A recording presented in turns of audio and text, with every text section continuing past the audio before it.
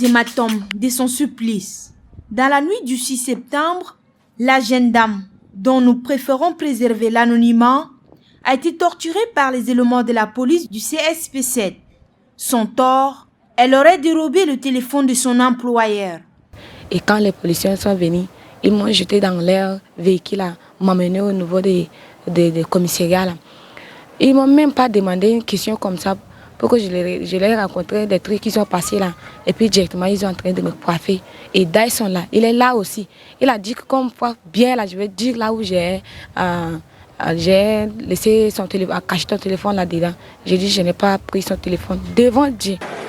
Un acte qui a provoqué l'indignation des Tchadiens, particulièrement les associations féminines de droits des femmes. Je condamne vraiment cet acte parce que c'est des choses qui ne doivent pas se faire. J'ai eu à voir le cas, les faits sur les réseaux sociaux. J'ai eu même à partager. Et ce que j'ai parcouru, il semblerait que la fille ou la femme a été accusée de vol. Mais on ne sait pas si vraiment c'est elle qui a volé ou pas. Et il n'est pas question que même si elle a volé, on ne peut pas se faire justice soi-même. Même si elle a volé, elle ne mérite pas tout ce qui s'est passé. Selon cette équipe du ministère de la Femme dépêchée chez la victime, les auteurs de cet acte qualifié d'odieux sont arrêtés et seront traduits devant la justice.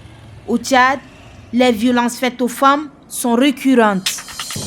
C'est ainsi que dans le but de mettre l'action publique en mouvement contre lui, les autorités judiciaires ont instruit la force de l'ordre de son arrestation et de sa mise à la disposition de la justice pour qu'il réponde de ses actes conformément au texte de la République.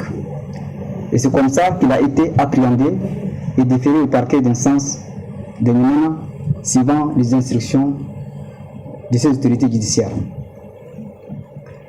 Puisqu'il s'agit de faits qui se sont déroulés à Faya, qui en principe relève de la compétence du tribunal de grande instance de Faya, la Cour suprême, par sa saisine par le procureur général par la Cour d'appel d'Abéché, conformément aux dispositions des articles 33 et suivants du Code de procédure pénale, a dessaisi le tribunal de Faya au profit de celui de N'Djamena. C'est ainsi que M.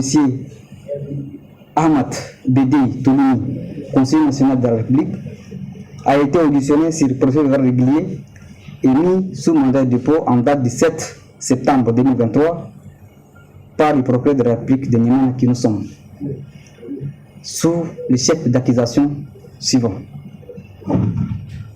incitation à la révolte, attroupement non armé, détention illégale d'armes à feu et actes racistes et xénophobes. À travers un point de presse animé ce 8 septembre à son bureau, la maire de la commune du 6e arrondissement Mamissou Malé appelle les habitants de sa circonscription à se faire enrôler au fichier électoral. Opération qui vise à enrôler les Tchadiens qui viennent d'obtenir la majorité, mais aussi les personnes qui ont changé de domicile après l'enrôlement de 2020 en vue de l'organisation du référendum et des élections pour le retour à l'ordre constitutionnel. L'Organisation du monde islamique pour l'éducation, les sciences et la culture ICESCO, en collaboration avec la Commission nationale tchadienne et le Musée national du Tchad, organise un atelier pour renforcer les capacités des agents du musée en matière de conservation préventive. Cet atelier se déroule du 8 au 11 septembre à N'Djamena. Son objectif est de former les agents du Musée national du Tchad aux techniques de conservation préventive afin de préserver le riche patrimoine culturel et historique du pays.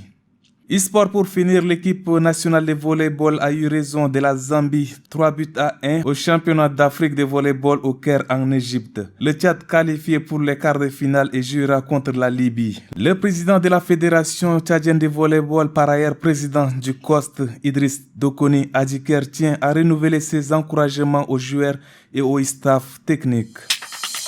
Cette conférence de presse était l'occasion pour l'ambassadrice des États-Unis aux Nations Unies, Linda Thomas-Greenfield, et le haut-commissaire des Nations Unies pour les réfugiés, Filippo Grandi, de rappeler les difficiles conditions de vie que traversent les réfugiés à l'est du Tchad, fuyant les atrocités depuis le 15 avril 2023, date du début des affrontements à Khartoum.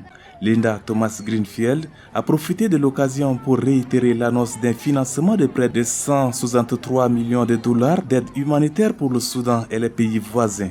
Cette assistance vise, selon elle, à couvrir les besoins des réfugiés, des personnes déplacées à l'intérieur du pays et des personnes touchées par les conflits dans la région. Elle a aussi annoncé l'interdiction du voyage émis par les États-Unis à l'encontre des personnes connues à l'origine du conflit au Soudan, ayant occasionné le déplacement de plus de 400 000 personnes vers le Tchad et des milliers d'autres dans les pays voisins au Soudan. Il faut rappeler que depuis la crise au Soudan, les États-Unis restent le plus grand donateur d'aide d'urgence au Soudan. Plus de 24,7 millions de personnes au Soudan ont besoin d'une assistance humanitaire, dont 3,6 millions de personnes nouvellement déplacées à l'intérieur du pays. En début de la semaine, ces boules de savon coûtaient 400 francs CFA l'unité. Ce matin, à la surprise générale, le prix d'une unité est passé à 500 francs CFA. Une augmentation de 100 francs que ce boutiquier ne parvient pas à justifier. Moi-même, je ne sais pas aussi, j'ai un client fixe, je partais le trouver, il me dit que non, le savon est augmenté. Comme c'est mon client, il ne me trompe pas, j'ai aussi obligé de prendre avec lui. Au fil du temps, que les gens, mes clients du quartier savent que c'est augmenté au marché aussi, là, et ils viennent, ils payent avec moi aussi comme ça. La cliente ne pourra répartir qu'avec 2 boules de savon au lieu de 3. Et pourquoi cette spéculation soudaine ? Pour comprendre, nous avons tendu notre micro au président du syndicat national des opérateurs économiques. Les produits locaux quittent leur lieu de production jusqu'au marché de grandes villes. Il y a un certain nombre de taxes qui se font en amont pour que le prix, quand le produit arrive sur le marché, ça devient cher.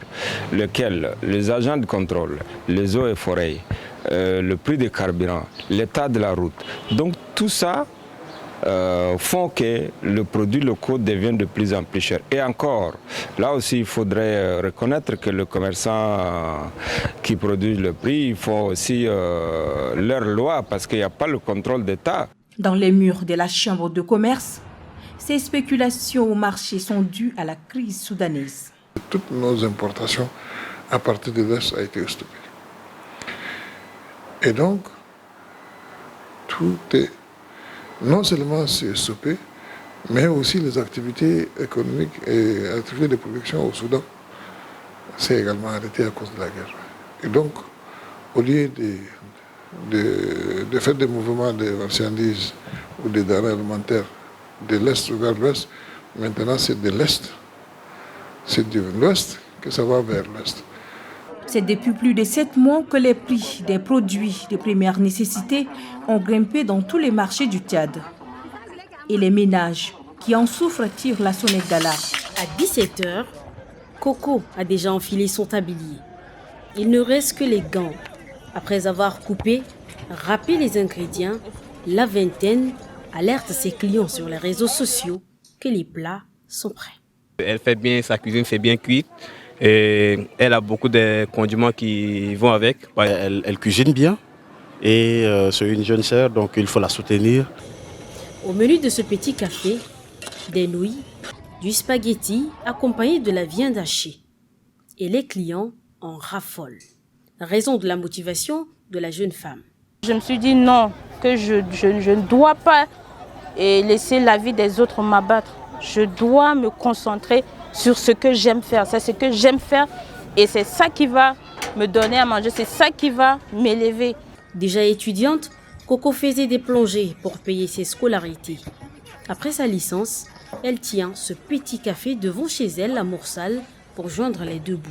Pour le moment, je ne travaille pas. Je cherche du boulot et je fais aussi ma passion. C'est ce qui me permet de prendre soin de moi, de subvenir à mes besoins.